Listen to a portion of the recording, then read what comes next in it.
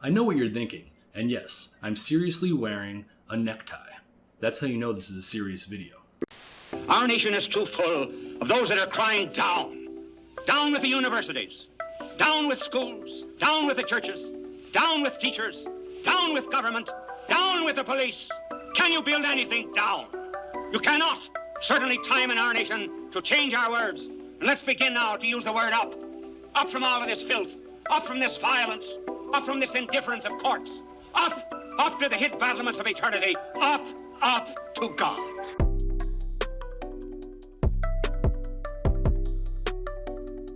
So, for close to a year now, I have been slandered multiple times by journalists and various leftists as a white nationalist, fascist, national socialist, etc., all labels that I have adamantly rejected, and not only because of the stigma attached to them, but because they don't accurately represent my views, and I simply identify as an American nationalist, and honestly, if I had my way, the society I would want wouldn't be that of the Third Reich or 1920s fascist Italy, it would more closely resemble 1220s monarchical France. Because monarchy is the only legitimate form of government. Everything else is demonic and gay. Now, you may consider yourself right-wing, and ostensibly you might be if we're going by the standards of modern Western society, but in actuality, you're not truly right-wing unless you're in favor of a Catholic monarchy. This is because the idea of right and left wing was established during the Judeo-Masonic French Revolution when they were debating the future of France prior to the outbreak of violence. Members of the National Assembly in favor of conserving the monarchy who were loyal to the king and the Catholic faith sat on the right, and members in favor of revolution and dismantling the monarchy sat on the left. So anything that isn't a monarchy, by definition, is just a different brand of leftism. You are free to disagree, of course, but you're wrong and should be in a forced labor camp for having a different opinion than me. Now, although I know that monarchy is the only way to run a nation according to God's will, I'm not delusional. I'm completely aware that a monarchy will likely never come to America, at least anytime soon. There's a better chance of scientists finally figuring out why Beardson's head is the only part of his body that's gone through puberty than there is of ever seeing my dream of a wholly American Catholic monarchy come to fruition. That's why I rarely call myself a monarchist or practice monarchy apologetics, because I'll just come across as a LARPer. But if I had my way, that would be the form of government we would have. And yes, I sincerely believe that if I was made king and given ultimate power, I would fix 99.9% of our nation's problems within, 2 weeks. Unfortunately, it's not a very pragmatic strategy to advocate for a monarchy that burns heretics at the stake when you're trying to spread a political message in an attractive and reasonable manner to uninformed people who still believe in silly things like equality and the moon landing. So, normally it's better to take a more nuanced, realistic approach and just promote nationalism, traditionalism, Christianity, moral order, etc., because all of those things are relatively easy to get well-meaning people to support, but it's harder to make them realize that the best way to maintain those things would be through a monarchy. From personal experience, almost any time I've attempted to advocate for monarchism to my friends, I tend to get responses that are a variation of, "Ha, monarchy? Hasn't that already been tried?" Yes, and it was glorious. And unlike other anachronistic ideologies like communism or National Socialism that online LARPers like to promote, monarchism has a proven record of sustainability and success for thousands of years across various different cultures. It's the governing structure that indisputably is the longest lasting in history. Obviously, there were different types of monarchies, but whether you had kings, queens, tsars, or emperors, the fundamental characteristic of having a single ruler who inherited his position and was born and raised for the sole purpose of leading his people and protecting his land is practically as old as civilization itself. In fact, the only reason European civilization exists and prospered after the collapse of the Roman Empire was through the coalition of Catholic monarchies that established ethnic and cultural borders through subsidiarity, which protected their unique differences but also unified them under the Catholic faith. This idea that most modern Westerners currently have of liberal democracy being the default standard for prosperous nations is not only wrong and satanic, but extremely modern. Pretty much up until the Judeo-Masonic French Revolution, monarchy was the dominant form of government throughout the world, and it's not a coincidence that the enemies of Christ and everything natural have perpetuated the idea that democracy is the epitome of human philosophical accomplishment and that it's our moral prerogative to stand up and defend democracy. We're also told that anything that's a threat to democracy is anti-American. But democracy isn't what makes a nation. A nation is its people, its culture, its history, its traditions. Democracy is just a system of government. And just like the Constitution, its purpose should be to benefit its nation and to ensure its prosperity. Any government system or governing document that fails to succeed in that effort becomes useless. Even abstractly though, democracy in any form is straight up doo-doo garbage. Personally, all my homies hate democracy. It's illegitimate and unsustainable, especially in a multicultural, multiracial empire such as ours, where we have various different groups being pandered to by corrupt leaders bought off by corporations and special interests who exploit differences between their citizens and pin them against each other in order to achieve power. Now, we don't live in a direct democracy, we live in a constitutional republic, allegedly, which is still basically a representative democracy, and it still has the same horrible principles behind it. The reason we're not a direct democracy is because our founding fathers were well aware of the problems that it would entail, that it would basically be the tyrannical rule of the 51% over the 49%. Not to mention that the normal problems that would arise from direct democracy would be accelerated tenfold in a country as big and diverse as ours. Not even diverse in terms of race or culture, but also in land, climate, way of life, production, and manufacturing. Obviously, if you live in a city where nothing but global homo propaganda is produced, you're going to have different interests than people who live in the Midwest in a farming area who produce things like food. So whether because of race, culture, way of life, job availability, etc., the underlying foundational problem with any form of democracy is that it pins the population against each other based on specific interests and allows those with money and influence to subvert and manipulate the population to do their bidding. Not to mention, as Vertigo Politics once pointed out, things like mass immigration and multiculturalism are direct results of democracy. Those in power convince the native populace that it's virtuous to import millions of foreigners with vastly different values and ways of life in order to dilute what little power we have and weaken social cohesion to more easily accomplish their selfish goals. Things like that are why when America was first founded, the only people who were allowed to vote were white men of good moral character who owned land. And this wasn't because of white supremacy. 90% of the country was white, and only a portion of those people owned land. And the reason why only those people could vote, the landowners with good moral character, meaning you weren't a criminal and you weren't considered a degenerate, you had a good reputation among your community, things of that nature, is because you were supposed to be a representative of the interests and moral standards of your nation, and you had more to lose because you contributed more. Therefore, the assumption would be that you would vote more logically in ways that would benefit the nation as a whole. And the reason women weren't allowed to vote was not only because women are cringe, which is literally in the Bill of Rights that women are cringe, but because we had normal traditional gender roles where the woman was expected to raise and care for the children in the house, and the father was expected to provide and protect the family and discipline his children. One of the responsibilities of the man was to be the leader and decision maker for what the best interests of his family were. When you allow women to vote, that introduces a whole new demographic for the people in charge to manipulate and pin against their husbands. And women are very different than men. Generally speaking, they're much more emotional and sensitive than men and tend to lean more towards liberal ideas of egalitarianism and what they perceive as moral to make themselves feel better without considering the implications or negative effects that these ideas could have on the nation as a whole. Where men, or at least the ones that still produce testosterone, tend to have higher emotional impulse control and make decisions based on what is logical and reasonable instead of allowing their emotions to dictate their choices.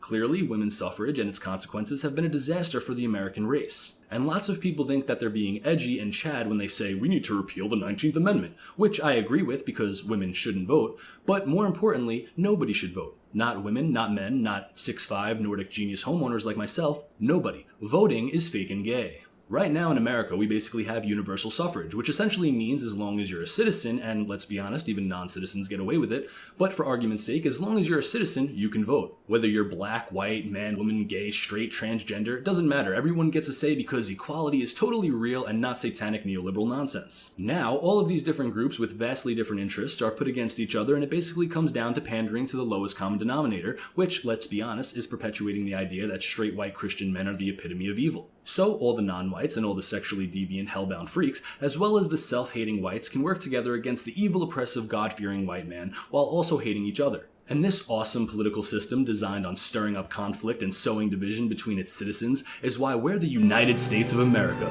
the greatest country in the world. Because it's completely logical and fair that a doctor who went to school for 8 years and has 4 kids and just took out a second mortgage on his house to help renovate his neighborhood's Catholic church has the same exact voting power as a 19-year-old heroin-addicted homeless woman with a third-grade education. That's America, baby. Aristotle said that democracy was impossible to sustain in a multi-ethnic society, and that it was only sustainable in homogeneous societies because of what he called philia, which was a flesh and blood fraternity among its citizens. Basically meaning because everyone is ethnically and culturally similar, they all have the foundational baseline of having the same interest in moral standards and want what's best for their nation because they are one unified people. They might have differing ideas on how to perpetuate and achieve the manifestation of those interests, but what those interests are remain the same. How can we expect people in America to vote on the best interests of their nation when they can't even agree on what a nation is? Now, while I agree with the homie Aristotle that a homogeneous nation would probably produce a more desirable form of democracy than the system we currently have, that's not really saying much. I think a parliamentary system like they have in Britain would probably be more desirable than this fraudulent, corrupt, oligarchical, two-party technocratic system that we currently have, which provides an illusion of choice while an elite class really wins no matter what.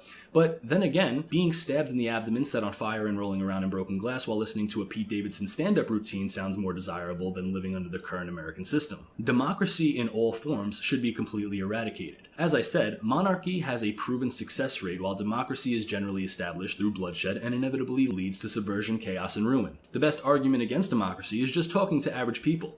Do you really think the average person should have a say in the inner workings of political leadership? Here's a funny clip from a tan-bearded man in a beanie. Because democracy basically means government by the people, of the people, for the people. But the people are retarded. So let us say, government by the retarded, for the retarded, of the retarded.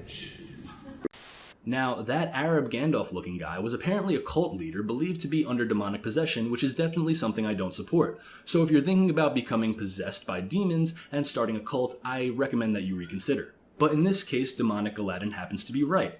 Obviously, our government is not by the people, for the people. It's more like by an elite parasitical class for an elite parasitical class, with the facade of it being by and for the people. But nevertheless, a government by the people and for the people leaves way too much room for subversion. Most people are just sheep who have surface-level political opinions because institutions with consolidated power working in collusion with each other use their influence to manipulate what people care about. This allows false dichotomies to be created where contrived issues are debated about but real problems are put on the back burner or not allowed in public discourse whatsoever. It also allows the culture and what's considered socially acceptable to be manipulated and changed. This is against God's natural order because morality cannot be voted on. It's objective and stays the same regardless of if the majority agrees with it or not. But as I was saying, all most normal people really want is to remain comfortable and be left alone, and as long as their personal lives aren't directly being disturbed, they generally don't really care about politics. And there's nothing wrong with that. That's part of human nature. Most people are meant to be led. The problem is who is leading them. Also, the reason things are so politicized in America is by design. Throughout most of history, only aristocrats and government officials close with the king concerned themselves with that. Regular people weren't really focused on that stuff because they were too busy taking care of themselves and their family, tending to their land, making sure they had enough food to survive, maintaining their shelter, etc. Those things were part of what my main boy, Uncle Ted Kaczynski, called our natural power process. Basically, this is the idea that humans have this natural process of striving for goals and attaining at least some of them, but because the bare necessities such as food and shelter have become so easily attainable, thanks mainly to the Industrial Revolution, it has disrupted our natural power process, and therefore people substitute the process with surrogate activities such as sports, media, consumption, and political activism in order to artificially create that feeling of accomplishment. The powers that be are aware of this, so of course they control what those surrogate activities are. Basically, pick between these two candidates, care about these topics, consume these products, don't ask questions. They're purposely disrupting our human nature and allowing us to be more easily controlled. The point I'm trying to make is that for the vast majority of human history, the peasants of society, people like you and me, were not concerned about political topics in nearly the same way we are now. And honestly, in a normal society, we shouldn't be. In my opinion, normal people shouldn't have the option to be informed about current events unless it's an immediate emergency. But democracy is part of our freedoms. If you don't like democracy, you're anti-American. People who say things like that should be tarred and feathered. I mean, I can understand why you would think that because you've been brainwashed by Judeo-Marxist nonsense your whole life and haven't embraced autistic levels of hyper-political awareness and esoteric philosophical psychosis like people such as myself have, but I would counter that point by saying that being pro-democracy or pro-any abstract concept or principle that you believe America was founded on is not equivalent to being pro-America. Being pro-America means you want what's best for the American nation. You want it to be preserved and to prosper, and you put those desires over the desire to maintain some type of specific government system because of freedom. And what exactly is freedom?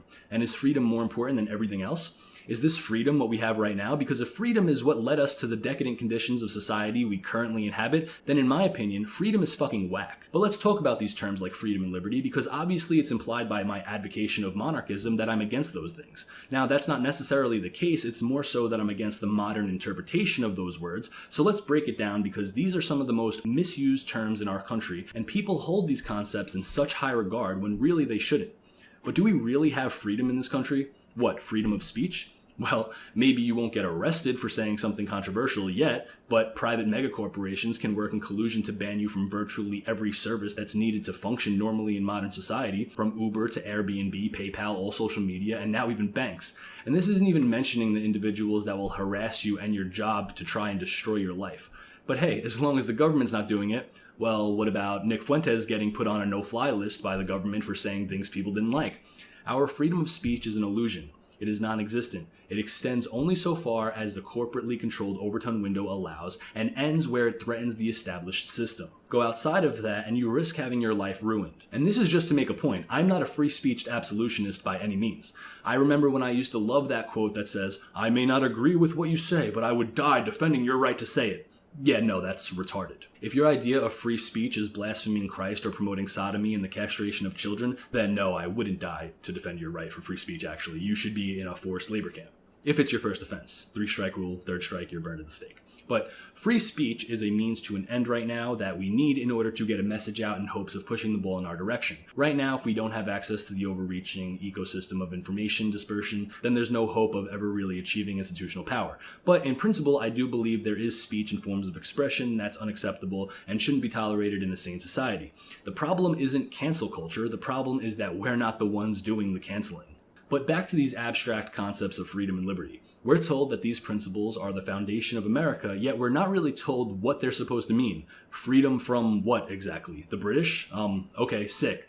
Thanks, I guess. Why did we declare our independence from Britain and fight the Revolutionary War again? Oh, because 2.5% of our income was taxed by the British and we didn't want taxation without representation? Yeah, I feel much better being taxed 30% of my income by the American government, who definitely represents my interest as a white Christian man. So glad we got rid of that British tyranny.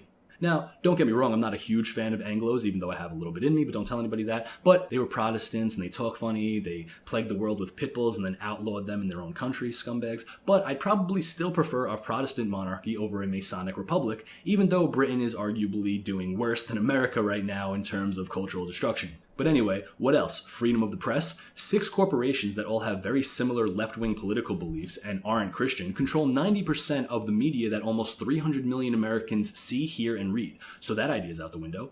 The idea of freedom in America is freedom of speech, independence, the right to bear arms, all nonsense that we don't really have anymore anyway. Oh, and freedom of religion, which is completely satanic because Catholicism is the only true religion, and saying you value the idea of freedom of religion is basically implying that there's a choice on which faith is correct. Same idea with the separation of church and state, which is complete homosexual propaganda that is not even in the Constitution or Bill of Rights or Declaration of Independence. It's not an actual American value or whatever. In fact, that term originated from letters sent from Thomas Jefferson to a Baptist organization in Connecticut who were worried about the centralization of power affecting their right to practice their nonsensical perversion of Christianity. So that term has no value whatsoever, and you cannot have law or policies unless you have a basis of morality. And where are you deriving that morality from? It has to come from the law of God.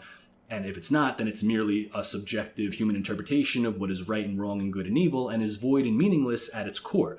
The point is, you cannot have a just society without faith and objective morality. But anyway, the American idea of freedom is this idea that you're essentially free to live however you want. For the most part, as long as you're not physically harming someone else, but that is not freedom at all. You cannot have freedom without a solid foundation of order and moral standards. Otherwise, that freedom inevitably devolves into chaos. True freedom and liberty comes from discipline.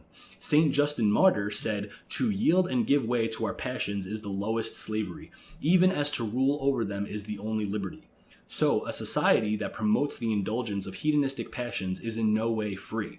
Our society encourages you to become a slave to your vices instead of encouraging true liberty, which is self-denial and asceticism, control over your impulses. That's why we have the freedom to watch unlimited porn, smoke weed, and eat junk food while we watch lesbian couples fight Nazis on Netflix, but owning your own land, growing your own food, starting a family, and doing everything natural is becoming increasingly more difficult. They don't want us to own anything. They don't want us to know anything real. They want us to eat the bugs and live in the pods. They want us weak, defenseless, and easily controlled. Thanks to things like mass immigration, industrialization, corporate takeover of manufacturing and production, and the consolidation of institutional power in the media and political establishments, we now have a low-trust nation divided among racial, cultural, and religious lines. Only 2% of people are self-employed compared to 90% in the early 1900s. Obesity, divorce, mental illness, suicide, and abortion rates are through the roof, while birth rates are below replacement level. Our children are being taught that white people are evil and that it's okay to chemically castrate themselves if they feel like they want to change genders. Our food and air is laced with poison, and the vast majority of our nation are just ignorant and passive cogs in a system that hates them, while they ingest a never-ending supply of degenerate propaganda to help them learn how to hate themselves and their natural instincts. Many alleged right-leaning people see the unavoidably obvious decadence that's promoted, such as drag queen story hour and the normalization of transsexuality, and they'll say things like, well, we told you the slippery slope was real. Once you allow gays to get married, they're not going to stop. But that's not true. The slippery slope is real, but it didn't start with tolerating homosexuals. It started, well, I'd argue that it started with the Great Schism of 1054 AD, but without being too autistic, the slippery slope started with trivializing marriage, tolerating promiscuous sex, birth control, civil rights, basically everything that goes against God's natural established order. People like to blame different groups as the cause of all of our problems, whether they say it's the Jews, the Freemasons, the Jesuits. I myself like to dunk on Protestants any chance I get, and while there may be truth within these ideas of where to place blame, the core foundation of all of our problems in modern society boil down to two correlated principles: materialism and subjectivism. Materialism not in the sense of liking fancy things, but in the sense of putting the material temporal world and the things in it over the importance of God. And subjectivism, meaning you believe morality and natural order are malleable and can be reinterpreted to conform to the modern world. These two principles are the catalysts used to push man away from God. The false dichotomy between communism and capitalism both operate on those principles. Communism is essentially the ideology of atheistic materialism, and capitalism is state-sponsored usury that puts the importance of material wealth attainment over humanity or culture. So nearly every choice we're presented with is just a different side of the same demonic coin minted from those satanic principles. And our rulers and those who control our institutions are clearly operating with those two principles embedded in their every decision, which makes them do everything in their power to push us away from God in order to prevent us from the ultimate freedom of eternal salvation. Because the only way to eternal salvation is through Jesus Christ. He liberates us from sin and frees us from damnation. The only true freedom is through Jesus Christ. So a society that does everything it can to push us away from Jesus Christ is the antithesis of a free nation. So no, America does not have true freedom in any meaningful way. We have controlled anarchy with the illusion of freedom. So now hopefully I've sufficiently explained my point of view on why our current system is Masonic nonsense and why the values we're told to hold sacred are actually demonic perversions, and hopefully even if you disagree with me, which just means you're a dumb sodomite, but whatever, even if you disagree with me, hopefully I explained my position in an understandable way without being too autistic. So now I'd like to explain why having a monarchy would severely mitigate these societal issues and is truly the only legitimate and sustainable government structure. So if you consider yourself a conservative, one of the foundational principles of true conservatism is believing in hierarchy. Things are not equal. Everything has differences and unique distinctions, and therefore has different attributes and characteristics. They aren't just interchangeable. This is the case with humans, genders, races, animals, etc. Certain groups and individuals are more or less capable at certain things than others. Hierarchy is God's natural order, because nature is hierarchical, and so is heaven. Last time I checked, I'm pretty sure it's called the kingdom of heaven, and not the neoliberal impossible egalitarianism cesspool of heaven. As Christians, one of our goals is to make the temporal world resemble heaven as closely as possible, on earth as it is in heaven. The best way to do that is to have a monarchy, and it simply makes logical sense that the best system of government is one that is reflective of human nature and God's natural order. As nationalists, we should look at our nation as an extended family, and a monarchy is a structure that much more closely resembles that of a family, because a family is not a democracy. A family is a covenant, a bond that cannot be breached. A monarchy is necessary because every functional, goal-oriented operation in nature must have its collective activity guided by its highest authority. This is true in a functioning household where the father and husband leads the family, and so the king must lead and be the father figure of the nation.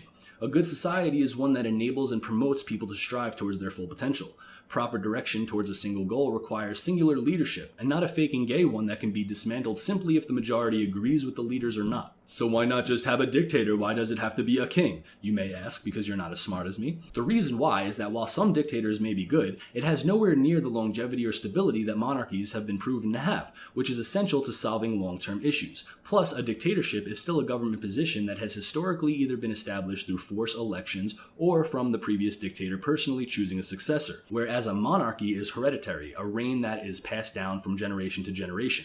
This unique characteristic mitigates a copious amount of issues that generally arise from virtually all other forms of government leadership, including dictatorships that generally end up being aristocracies. Yes, it is still possible to have incompetent or psychotic kings, but corruption as we see it in modern times would be virtually non-existent, as a king has nothing to really gain from corruption. He's already king who will rule his nation until his death or until he is physically and mentally incapable of doing so. Now, some people might quote 21st century philosophical genius Kanye West to argue against having a king because no one man should have all that power.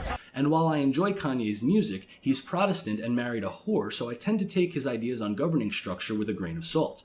But the implication would be that giving one man absolute power would cause absolute corruption and create an atmosphere of tyranny. However, it's actually quite the contrary. Tyranny would be a single leader acting solely in the interests of himself alone, whereas a monarchy is a single leader working for the interests of all. Elected leaders who come and go and have no sense of divinely given duty are more incentivized to use their positions of authority to be tyrants or at least work solely for their own benefits, whereas the inherited position of king grants absolute power, so the only thing he can really further attain is more loyalty, love, and respect from those he rules over, which creates a mutually beneficial relationship between him and his people. Another thing that my boy Aristotle said was, monarchy is the one system of government where power is exercised for the good of all. And logically, who do you think is more likely to be corrupt? A democratically elected official who disagrees with half the population and is a manufactured corporate shill who just craves power? Or a king who has been raised from birth to believe he was divinely chosen by God to lead his nation and believes that if he fails, he will spend eternity burning in hell? Italian poet Dante argued that the fullness of life comes from the fulfillment of our being and that the purpose of civilization is to actualize human potential. He believed the only way to do that was through a monarchy headed by a leader who derived their power directly from God, with the main purpose of granting their nation both the happiness of the temporal life as well as helping them strive for eternal life. A properly functioning monarchy ensures unity, with the king's God-given responsibility of authority over his nation making them closer to the people they rule, as they are not simply a distant shot caller, but the manifestation of a society as a totality. This creates an atmosphere of respect, loyalty, and love. An example of this would be Hiro Honada, who fought for Japan in World War II and didn't surrender until 29 years after the war. This was mainly because of his loyalty to his nation and emperor. This type of loyalty where the people would willingly die for you is unlikely to occur in a democracy.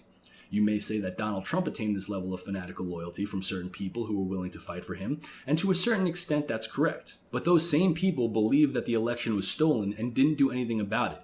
Why? Because Trump told them not to. He gave up, and to a certain extent betrayed his most loyal supporters. And that's not what a king does. And if a king was illegally stripped of his powers by a corrupt force, the people wouldn't stand for it. So what, in your perfect world, I would have to go and die for my king just because he said so? No, you'd feel like the luckiest man on earth if you even got the honor to fight for your king. Not to mention that you'd likely be a peasant or somewhere low on the hierarchy, and very rarely were peasants made to fight. Instead, most wars were fought by nobles such as knights or by mercenaries. Also, you'd likely be fighting alongside the king himself because they would often go into battle with their men. Now, doesn't fighting for your nation with the king himself, who was chosen by God to lead you, sound better than dying in a war started because of a false flag terrorist attack used to get oil and to topple governments that disrupt Israel's plans for world domination? In a monarchy, any war is likely to be one that is for the sole purpose of protecting your nation honorably, not some manufactured psyop that benefits billionaire banker oligarchs. A king is someone who exists for the sole purpose of serving his people. Of course, there are plenty of benefits to being a king, but having nearly every decision pertaining to the success of your nation depend solely on you is not a stress-free life. In Christianity, and just in life in general, asceticism or self-denial is the foundation of strength and discipline. Sacrificing personal interest and desires of the flesh for something greater than yourself is one of the best ways to live in imitation of Christ, because his sacrifice was the greatest of all. He took on full human nature, besides sin, and allowed himself to be sacrificed on the cross. There's no doubt that while he was suffering the immense pain of his crucifixion, that his physical nature desired to relieve himself from that torment. And he very well could have, because he is God. But he didn't. He endured the pain and denied himself relief because he knew what his sacrifice would bring, that it would save us from our sins. A king's whole life is sacrifice. Their personal desires are secondary to their leadership duties. They can't just choose not to be king anymore. They can't put their personal needs over the needs of their people. They must sacrifice any selfish desires for the overall well-being of their nation, even if it means sacrificing their own life. So I'm sure that you could probably tell that the type of monarchy I'm in favor of would be similar to the Catholic monarchies of the Holy Roman Empire, with the divine right of kings and Catholic morality being the standard. This is obviously because Catholicism is the only true religion and everything else, including Judaism, Islam, and Protestantism, are satanic, but a kingdom founded on cohesive moral law and the one true Catholic doctrine creates an environment of unified principles among its inhabitants who care mostly about the prosperity of their kingdom. I've talked to some people who consider themselves part of a dissident right-wing mind frame going by the modern interpretation, and those who have more racialism-focused concerns have argued that monarchy wouldn't work to help preserve their race from going extinct.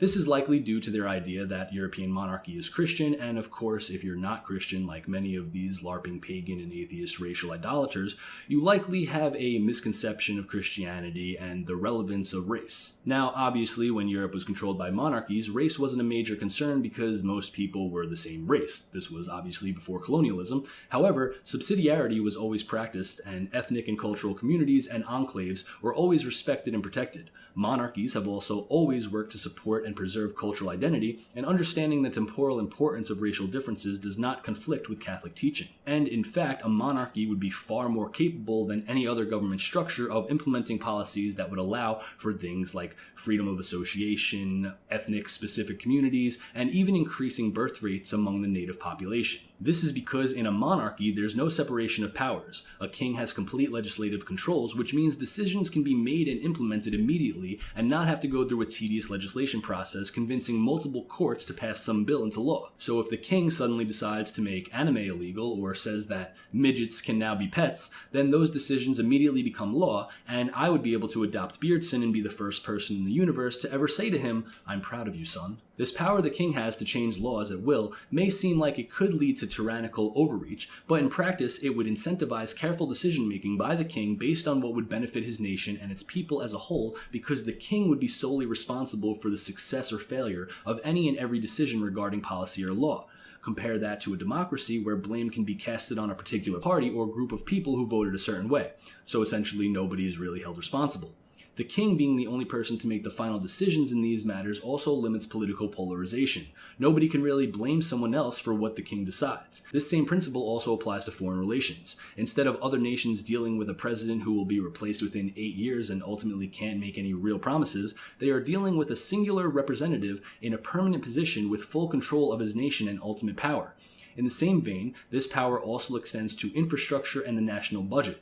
The king decides how money is spent and what structures are built. Some of the greatest culturally significant landmarks, such as the Great Wall of China and the pyramids of Egypt, which were probably built by giants, are a direct result of monarchies. Now, a common concern I've heard regarding just the structure of a monarchy is the hereditary aspect. What happens if the king doesn't have a son, or if the son is mentally retarded? What happens if the king dies and the son is too young to rule? Well, these things have been dealt with in a few different ways throughout history. I was told there was an Egyptian emperor who had over 400 babies trying to have a son, but they were all daughters. Maybe he was like me and abused girls in college, so God punished him by not giving him a son. But the most common way this issue was dealt with, whether the king didn't have a son or if the son was mentally or physically unable to rule, is that usually another boy from the family was chosen, maybe a nephew or a cousin, or in some cases the offspring of a member of the nobility. In the rare case that the king does have a son and dies before the son is old enough to rule, they would usually be assigned a regent to rule temporarily until the king was old enough. But despite these rarities, monarchies clearly have the smoothest transition of power compared to any other system. So basically, in conclusion, if your country isn't a Catholic monarchy, then it's cringe. The world is in the rapid decline into moral decadence and disunity that it is in large part due to the dismantlement of monarchies. For thousands of years, nearly every nation was controlled by a monarchy of some sort, and there is no civilization today that is not derivative of the efforts of a monarchy. Now, in the last 300 or so years, this proven system that had created, preserved, and made prosper virtually every society has been replaced with demonic abstract ideas of liberty and freedom, when in reality we have never been more enslaved and had less autonomy. Even if we attempt to make strides towards implementing and imposing our values through the Masonic electoral system we've been forced into, we will never secure a permanent solution until we return to the government structure that God intended and establish a new monarchy. So, I hope I helped you see the light and maybe helped you stop being a silly democracy cuck. If you're still not Catholic and ever decide to not spend eternity burning in hell, then I recommend you check out my video on why Catholicism is the only true faith. And please subscribe and follow me on Instagram and Telegram. Also, if you're so inclined, you can donate to me, and if you ask a question in your donation, I'll answer it in my next video upload or podcast. All links will be in the description. Until next time, have babies, praise Christ, and avoid degeneracy and high interest loans.